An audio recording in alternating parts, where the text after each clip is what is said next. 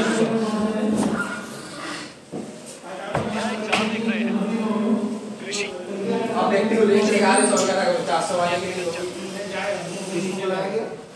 CGP में के बारे में बात करेंगे 85 थे और 84 वाले के साथ अब अगर उसको पूरे 50 दिन के हो गए। एग्रीकल्चर जो शब्द है वो आया कहाँ से? लैटिन शब्द एगर या एग्री, इसका मतलब होता है मृदा, मिट्टी, सॉइल, और कल्चर का मतलब होता है इसकी कृषि या जुताई। तो मृदा की जुताई, मृदा पे कृषि, इसको हम तो गुरप्रीत मधु और टीना उधर थे गांव से, उन्होंने देखा एक किसान जुताई कर रहे हैं। अब किसान ने लोगों से कहा कि वो गेहूं की बुआई कर रहे हैं और जो मृदा है उसको और उपजाऊ बनाने के लिए वो खाद डाल रहे हैं। उन्होंने बच्चों से कहा कि गेहूं मंडी में अच्छी कीमत में मिलेगा गेहूं, क्योंकि वो उगा रहे हैं, जहाँ से उसे आगे परिवर्तन करके या चेंज करके कारखाने में डबल रोटी हो गया, बिस्कुट, ये बनाने के लिए ले जाए। तो पौधे से परिष्कृत उत्पाद तक के रूपांतरण में 3 प्रकार की आर्थिक क्रियाएं सम्मिलित हैं। यानी कि जो पौधा उगता है जमीन में, वहां से लेकर जो उसका प्रोडक्ट बनता है, उत्पाद बनता है, उसके कई स्टेजेस हैं, यानी उसके कई अलग स्टेजेस। क्या है? सबसे पहले प्राथमिक, द्वितीय और तृतीय, फर्स्ट, सेकंड, थर्ड, इस तरीके से समझ सकते हैं। तो जो प्राथमिक क्रिया होती है वो क्या होती है? जो सबसे शुरुआती क्रिया होती है, इसमें वो सभी क्रियाएं शामिल हैं जिनका संबंध प्राकृतिक संसाधनों के उत्पादन और निष्कर्षण से। जैसे कृषि हो गया, जैसे एग्रीकल्चर की बात शुरू की है, मत्स्य हो गया, संग्रहण, मत्स्य यानी कि मछली पालन, और संग्रहण। जब हम द्वितीय क्रियाओं पे आते हैं तो इन संसाधनों, ये जो संसाधनों की बात है, इन संसाधनों के प्रसंस्करण से ये संबंधित रहता है। जैसे इस्पात निर्माण, डबल रोटी को पकड़ना, कपड़ा बुनना, क्या हो गए? ये द्वितीय या सेकंड, तृतीय क्रियाएं होती हैं। अब हम तृतीय क्रियाओं पे आते हैं तो इसमें प्राथमिक और द्वितीय, जो हमने पहला और दूसरा देखा, प्राथमिक और द्वितीय, इस क्षेत्र को सेवा कार्यों द्वारा सहयोग प्रदान करती है, यानी कि सर्विसेज प्रोवाइड करती है। जैसे अब यहाँ से मान ले जाना है तो आपको ट्रांसपोर्ट चाहिए, यातायात चाहिए, व्यापार, ट्रेड, बैंकिंग होनी चाहिए, जैसे सहकारी बैंक वगैरह है आपके पास, बीमा हो, अगर मान लीजिए किसी की फसल बिगड़ जाए तो क्या होता है, फिर विज्ञापन, कोई अगर प्रोडक्ट आप बना रहे हैं उसे बेचना भी है। तो ये सारी चीज़ें पहले और दूसरे, यानी कि जो आपका मैंने प्राथमिक बताया और द्वितीयक बताया, उसको सपोर्ट करने के तृतीयक क्रिया। कृषि एक प्राथमिक क्रिया है, यानी कि बिल्कुल एलिमेंट्री प्राइमरी क्रिया है। फसल हो गए, फल, सब्जी, फूल, इनको उगाना, और पशुधन यानी कि लाइफ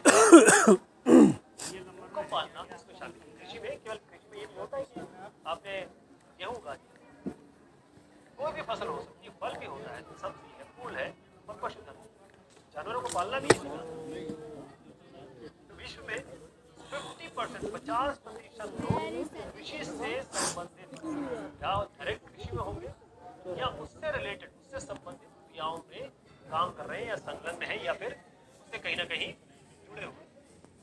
भारत में 2/3 जनसंख्या, 135 करोड़ अभी हम लोग हैं, अब 2/3 कल, इतनी जनसंख्या, 2/3 कृषि पर निर्भर है। तो अनुकूल स्थलाकृति जो होती है, यानी कि जो ऐसा टेरेन हो या ऐसी जमीन हो जो आपके जो भी फसल आप उगा रहे हो उसके अनुकूल हो, या वहाँ पर पैदावार हो सकती है, मृदा जो सॉइल है वहाँ पर पैदावार हो सकती है, जलवायु क्लाइमेट, ये कृषि क्रियाकलाप के लिए अनिवार्य है। अगर ये ऐसा नहीं कि जहाँ आम उगता है मान लीजिए उग जाएगा, जहाँ पर संतरा होता है, नागपुर में संतरा मिलता है, अगर आप कश्मीर में जाएंगे तो आपको कम मिलेगा।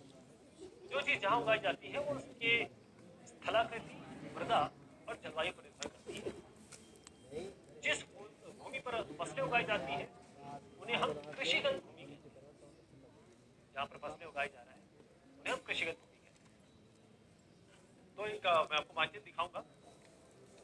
क्या क्या वहाँ पर कारक है और क्या क्या चीज़ें विद्यमान है। तो ये कृषिगत भूमि का विवरण है। यहाँ पर आपको चित्र में आप देख पा रहे हैं कि कहाँ कहाँ जहाँ पर हरा हरा दिख रहा है बीच में, यहाँ पर कृषि भूमि, यहाँ पर कृषि भूमि है।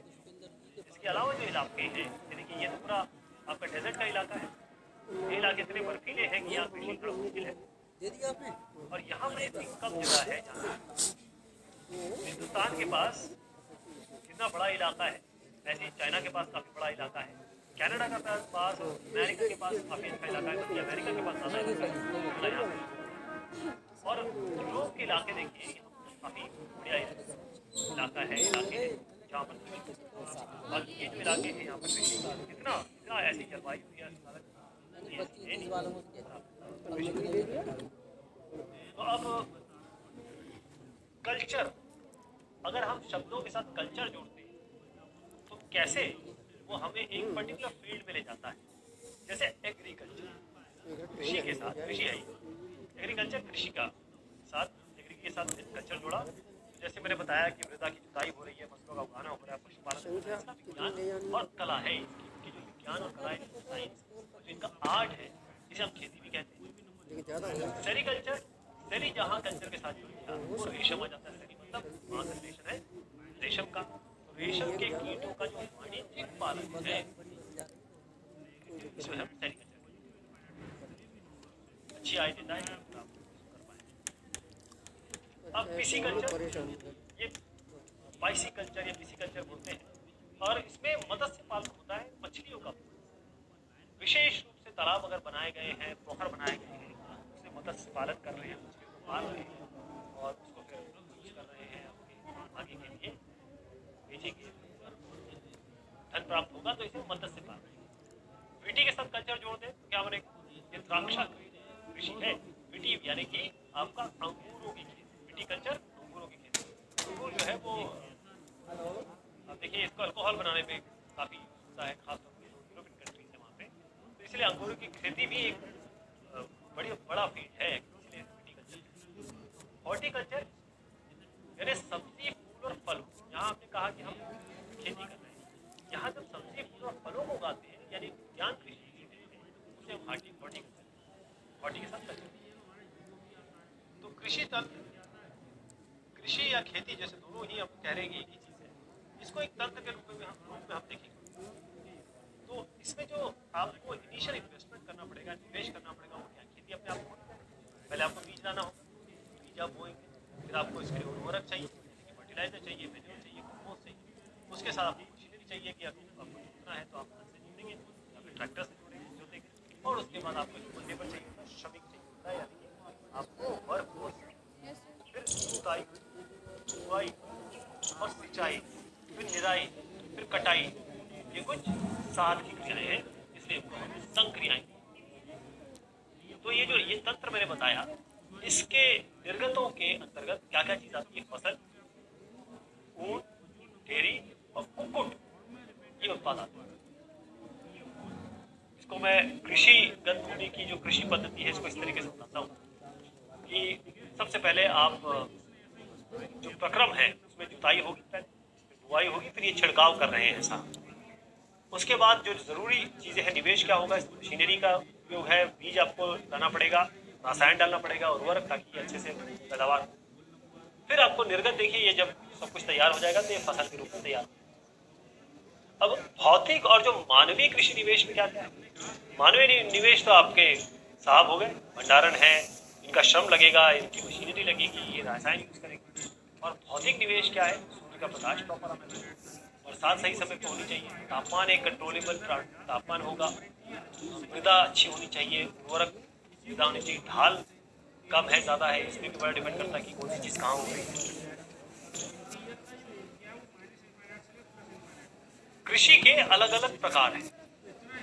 अब ऐसा नहीं कि हर जगह एक तरीके की कृषि की जाती है, कृषि में अलग अलग विभिन्न तरीकों से कृषि की जाती है। जैसे मैंने बताया, भौगोलिक दिशा है, बहुत ज़रूरी है कि इसकी जो ज्योग्राफी है वो कैसी, कहाँ किस चीज़ की मांग है, जहाँ पर जिस चीज़ की मांग है वहाँ उस चीज़ की उगाई। और उसके बाद जो श्रम है, लेबर और जो प्रौद्योगिकी है, टेक्नोलॉजी का जो स्तर है, उसके आधार पर भी कृषि को हम दो भाग में डिवाइड कर सकते हैं, कैटेगराइज कर सकते हैं, वर्गीकृत कर सकते हैं। निर्वाह कृषि हो गई और वाणिज्यिक कृषि। तो एक एक करके मैं बात करूंगा, पहले निर्वाह देखते हैं, उसके बाद हम वाणिज्यिक में जाएंगे। तो रोचक तथ्य इसमें एक बता दूं आपको, जैविक कृषि जिसे हम ऑर्गेनिक फार्मिंग कहते हैं, ऑर्गेनिक एग्रीकल्चर या ऑर्गेनिक खेती कहेंगे, तो ये जो कृषि है इसमें रासायनिक खादों के साथ, रासायनिक यानी कि केमिकल यूज नहीं किया जाता, बल्कि जो जैविक खाद है और जो प्राकृतिक पीड़कनाशी है, वीडीसाइड, पेस्टिसाइड, उनका उपयोग किया जाता है। यानी कि फसलों को अगर उत्पाद करना है तो इसमें जैसे कई लोग केमिकल डाल देते हैं, कई ऐसी चीजें होती है जिससे फसलें बड़ी जल्दी पैदा हो जाती है, जल्दी बढ़ जाती है, तो आनुवंशिक रूपांतरण इसमें नहीं किया जाता। अब हम बात कर रहे थे निर्वाह कृषि और वाणिज्यिक कृषि। निर्वाह कृषि क्या होता है? मान लीजिए एक आपका परिवार है, कृषि परिवार है, आपकी आवश्यकता पूरी होनी है, तो कम उपज से ही काम चल जाएगा। यहाँ पर प्रौद्योगिकी की भी इतनी जरूरत नहीं है और पारिवारिक जो परिवार है वही श्रम करके काम कर लेगा, तो टेक्नोलॉजी की आवश्यकता नहीं है, पारिवारिक श्रम हो जाएगा छोटे छोटे परिवार के लिए। तो इस निर्वाह कृषि में एक तो और आगे इसमें बढ़े तो एक गहन निर्वाह कृषि होता है, एक आदिम निर्वाह कृषि होता है। यानी कि निर्वाह कृषि को हम अगेन दो भागों में बांटते हैं। कहने का मतलब सबसे पहले क्या हुआ, जो कृषि के जो कृषि है उसको हमने दो भागों में बांटा। पहला क्या बटा? पहला हो गया आपका निर्वाह कृषि और फिर वाणिज्यिक कृषि। फिर निर्वाह को भी दो भाग में बांटेंगे, एक आपका गहन कृषि और आपका ये एक आदिम। इसका पहला पहला अक्षर दिखा। तो अब ये जो गहन है और निर्वाह क्या है, अब देखिए गहन मतलब क्या है। गहन का शब्द का मतलब ही ये है कि छोटा भूखंड है यानी कि लैंड कम है, लैंड एरिया कम है और उस पर जो साधारण औजार है और ज्यादा श्रम लगता है इसमें, उससे खेती होती है। जो अधिक धूप वाले दिनों से जो जलवायु है या उर्वर मृदा वाले खेत, वहां पर एक वर्ष में एक से अधिक फसलें उगाई जा सकती है, चावल मुख्यतः उगाई जाती है। और भी अगर गहन निर्वाह कृषि में देखा जाए तो गेहूं है, मक्का है, दलहन है। तो गहन निर्वाह कृषि कहाँ हो पा रही है, कहाँ हो रही है? दक्षिणी, आप देखिए दक्षिणी पूर्वी और पूर्वी एशिया में, दक्षिणी पूर्वी और पूर्वी एशिया की जो सघन जनसंख्या, जहाँ पर डेंसिटी बहुत ज्यादा, पॉपुलेशन के लोग ज्यादा रहते हैं, उनके जो मानसूनी प्रदेश में वहां पर गहन निर्वाह कृषि। इसके बाद आदिम निर्वाह कृषि, ये स्थानांतरित कृषि होती है, जलवासी पशुचारण शामिल होता है। यानी इनके पास कोई ऐसी अपनी जमीन नहीं होती, ये एक जगह जाते हैं, वहां कृषि करते हैं, फिर दूसरी जगह चले जाते हैं। इस तरीके से ये नोमैडिक टाइप का काम, ऐसी कृषि होती है, फिर उसको छोड़ देते हैं, आगे जाके कृषि करते हैं। अब इसमें जैसे मैंने आपसे कहा कि आदिम निर्वाह कृषि, अब इसको भी अगर आप देखें तो हम इसको स्थानांतरित कृषि और जलवासी कृषि या जलवासी पशुचारण। पहले मैं स्थानांतरित कृषि को बताता हूँ, उसके बाद हम बात करते हैं। अमेज़न अफ्रीका है, दक्षिण पूर्व एशिया है, भारत, वहाँ पर यहाँ पे ये जो भारी वर्षा है, तीव्र पुनर्जनन वाले क्षेत्र, यहाँ पर वृक्षों को काटा जाता है, खंडों को साफ काट के क्लियर कर दिया और जो राख जला भी दिया जाता है, राख होती है, राख बचती है, राख को मिट्टी में मिला दिया जाता है और मक्का, रतालू, आलू, कसावा, ये जो फसलें हैं यहाँ पर उगाई जाती हैं। अब भूमि जैसी इसकी उर्वरता समाप्त हो गई, यानी कि फर्टिलिटी इसकी खत्म हो गई, तो भूमि को छोड़ दिया जाता है, फिर जो नया भूखंड है उस पर लोग चलते हैं, कृषक उस पर चलते हैं। तो जो स्थानांतरित कृषि है उसको हम कर्तव्य एवं गहन कृषि भी इसी नाम से जानते हैं। इसके बाद जलवासी पशुचारण, यहाँ पर देखिए, यहाँ पर आप देख रहे हैं ये ऊँटों के साथ ये जलवासी पशुचारक है। आप श्रीनगर कश्मीर में जाएँ तो वहाँ पर भेड़ बकरियों को चलाते हैं, चारक है। ये सहारा के जो अर्ध शुष्क और शुष्क प्रदेशों में, मध्य एशिया और भारत के कई भागों में, जैसे मैंने अभी जम्मू कश्मीर का नाम दिया, राजस्थान, जम्मू कश्मीर में ये जलवासी पशुचारण बहुत प्रचलित है।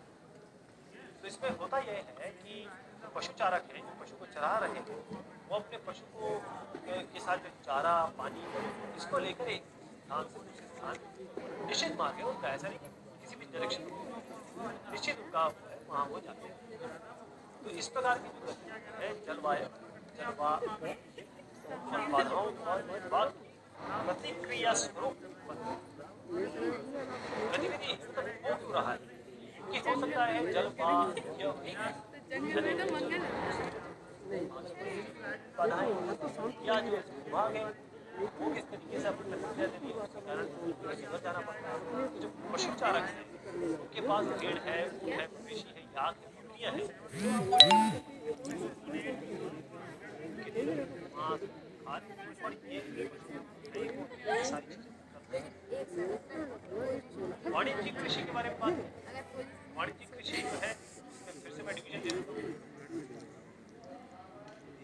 वाणिज्यिक में हम दो में डिवाइड करते हैं। क्या क्या हुआ? एक तो वाणिज्यिक अनाज कृषि हो गई और मिश्रित कृषि।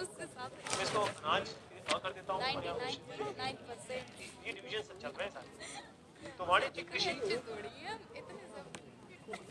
इसमें जो फसल उत्पादन है और पशुपालन बाजार में विक्रय हेतु किया जाता है, यानी कि ऐसे नहीं कि अपने लिए किया जाए, अपने लिए प्रोडक्शन देखा अपने इलाके अपने खंड में यूज किया, वहाँ आपने जो भी उगाना है उगाया और अपने लिए यूज किया। यहाँ पर फसल उत्पादन और पशुपालन जो हो रहा है वो विक्रय के लिए किया जाता है, बेचने के लिए किया जाता है। तो इसमें विस्तृत बहुत बड़ा कृषि क्षेत्र होता है और इसमें ज्यादा पैसा लगता है और मोस्टली जो काम होता है वो कार्य मशीनों से। वाणिज्यिक कृषि में जो वाणिज्यिक अनाज मिश्रित कृषि और रोपण कृषि शामिल है, तो इसमें एक चीज और जोड़ूंगा मैंने जैसे यहाँ बताया, एक तो ये हो गया, एक ये हो गया मिश्रित और यहाँ पर रोपण कृषि और विभाग हो तो वाणिज्यिक अनाज कृषि क्या होती है? ये फसलें उगाई जा रही है वाणिज्यिक उद्देश्य से, यानी कि इससे हमें फायदा हो, प्रॉफिट हो, गेहूँ हो, मक्का हो, ये सामान्य रूप से उगाई जाती है। जैसे उत्तर अमेरिका, यूरोप, एशिया, इसके जो शीतोष्ण घास के मैदान वहाँ पर ये इस प्रकार की खेती होती है। ये क्षेत्र सैकड़ों हेक्टेयर, एक आध कोई हेक्टेयर नहीं, सैकड़ों 100 हेक्टेयर मतलब विरल आबादी होगी और वहाँ पर फार्म होके बने अत्यधिक ठंड वर्धक काल को बाधित करती है। केवल एक ही फसल उगाई जाती है अगर ठंड बहुत ज्यादा है, जैसे कनाडा वगैरह के इलाके। मिश्रित कृषि की बात करें तो उसमें भूमि का जो उपयोग है भोजन के लिए और चारे की फसल उगाने और पशुधन के पालन के लिए किया जाता है। ये मिश्रित कृषि यूरोप, पूर्वी संयुक्त राज्य अमेरिका, अर्जेंटीना और दक्षिणी पूर्वी ऑस्ट्रेलिया, न्यूजीलैंड और दक्षिण अफ्रीका में है। दोनों काम किया भूमि का उपयोग भोजन के लिए भी किया जाए और चारे के लिए भी किया जाए। फिर बात आती है रोपण कृषि। मैंने आपको जरा चित्र दिखा दिया, ये केले की रोपण कृषि हो रही है।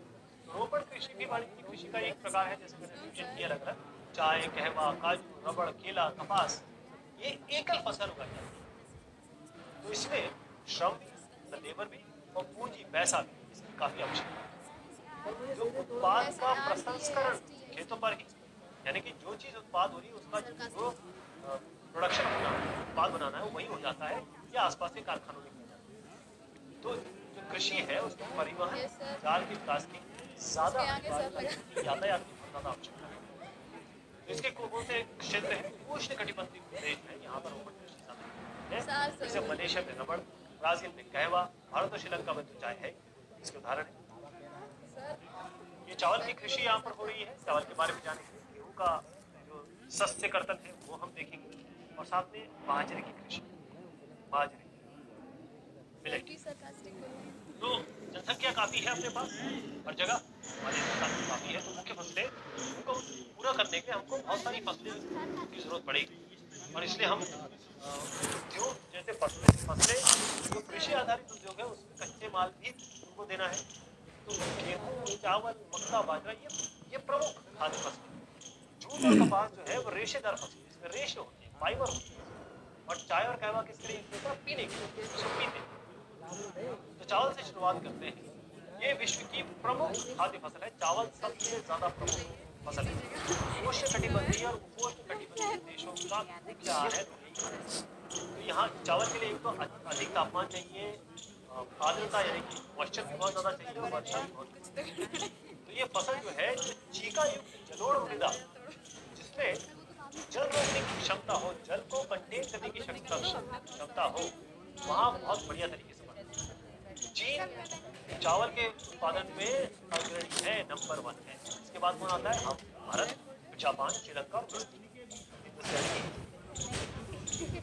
अब पश्चिम बंगाल और बांग्लादेश, इसमें तो एक वर्ष में 2 से 3 फसलें उगाई जा सकती है। यहाँ पर अनुकूल जलवायु है, यहाँ की दशा में वायु दशा है वो बहुत अच्छी है।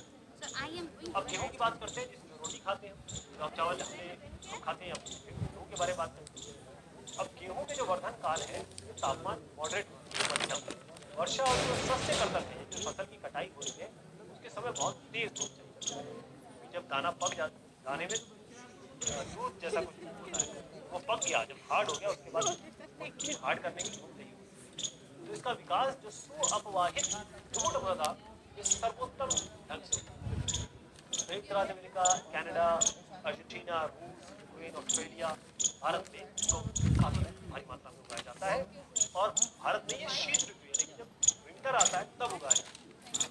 मिलेट, मोटे अनाज होते हैं, उन्हें बुलेट कहते हैं। यह कम उपजाऊ और जो बलुई मृदा है उसमें हम उगा सकते हैं, वहाँ पर हम उगाते हैं। तो ऐसी फसल जिसमें वर्षा कम चाहिए और मतलब बहुत हाई से मध्यम यानी मिड, उच्च से मध्यम तापमान है और पर्याप्त, बहुत ज़्यादा सूर्य की किरणें नहीं चाहिए, पर्याप्त प्रकाश मिलता रहे, वहाँ इस चीज़ों की आवश्यकता हो। तो ज्वार हो गया, बाजरा हो गया, रागी, ये हमारे भारत में उगाए जाते हैं। और इसके अलावा और कौन कौन उगाता है? नाइजीरिया हो गया, चीन, नाइजर। अब इसमें मैं एक चीज़ आपको पहले बताता चलूँ, स्थानांतरी कृषि है, विश्व के अलग अलग भागों में विभिन्न नाम से जानी जाती है। जैसे उत्तर पूर्वी भारत में से हम ज़ूमिंग कहते हैं, मेक्सिको में इसको मिस्पा कहते हैं, ब्राजील में से रोका और मलेशिया में लता।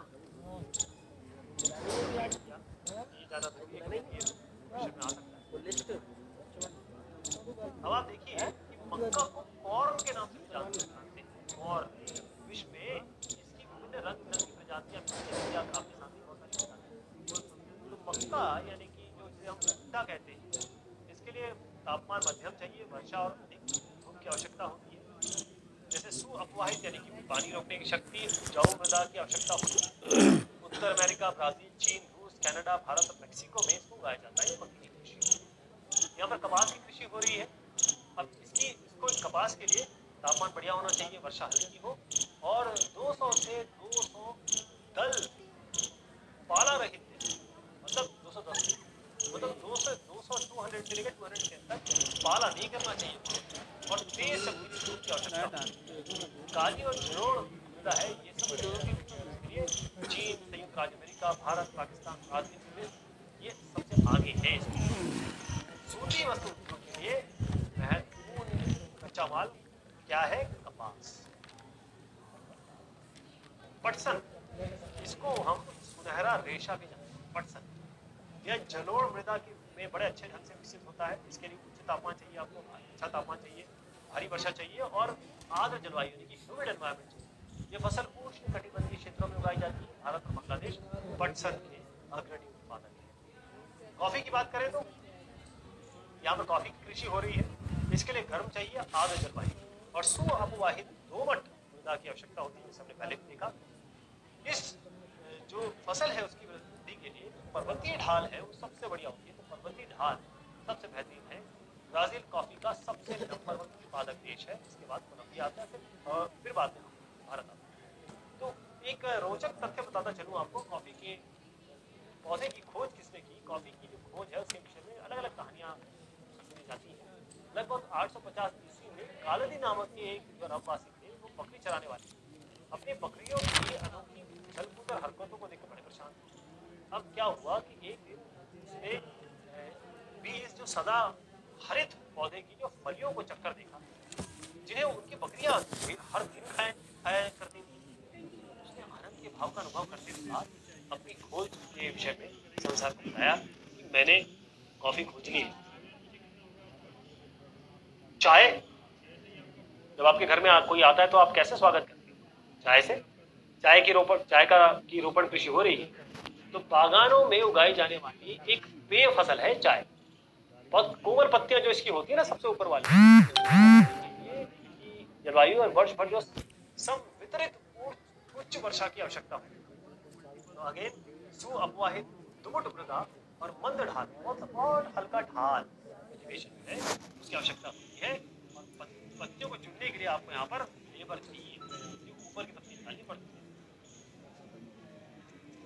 कृषि का विकास, जनसंख्या बढ़ रही है, इसके लिए कृषि का विकास तो होना ही होना, उत्पादन होना ही होना है। तो कई तरीके अपनाए जा रहे हैं, जैसे बोए गए क्षेत्र में विस्तार किया जा रहा है, बोई जाने वाली जो फसलें हैं उसकी संख्या बढ़ाई जा रही है, सिंचाई सुविधाओं को सुधार हो रहा है, उर्वरक और जो उच्च उपज देने वाले जो बीज है उनको बढ़ाया जा रहा है। कृषि का मशीनीकरण भी कृषि के विकास का एक बहुत अच्छा और बहुत इम्पोर्टेंट पहलू है। कृषि के विकास का चरम लक्ष्य क्या है? खाद्य सुरक्षा को बढ़ाना। खाद्य सुरक्षा तभी बनी रहती है जब सभी व्यक्तियों को क्रियाशील और स्वस्थ जीवन जीने के लिए आहार की आवश्यकता और प्राथमिकता के आधार पर हर समय पर्याप्त सुरक्षित और पोषित खाद्य पदार्थ की सुविधा उपलब्ध है। यानी कि अगर इसको एक लाइन में कहूँ, खाद्य सुरक्षा मतलब हर एक आदमी, हर एक इंसान जो आपकी रहता है उसको भोजन जरूर मिले, खाना जरूर मिले, खाने के बगैर तो कृषि का विकास के अलग अलग भागों में अलग अलग तरीके से, जहाँ अधिक जनसंख्या है, विकासशील देश है, वहाँ गहन कृषि हो रही है। जहाँ छोटी जमीनों पर सामान्यतः जीविकोपार्जन के लिए फसलें उगाई जाती है। इसी तरीके से हमारा बंद कर दो रजाई। वाणिज्य कृषि के लिए होती है, जैसे यूएसए, कनाडा, ऑस्ट्रेलिया में होता है।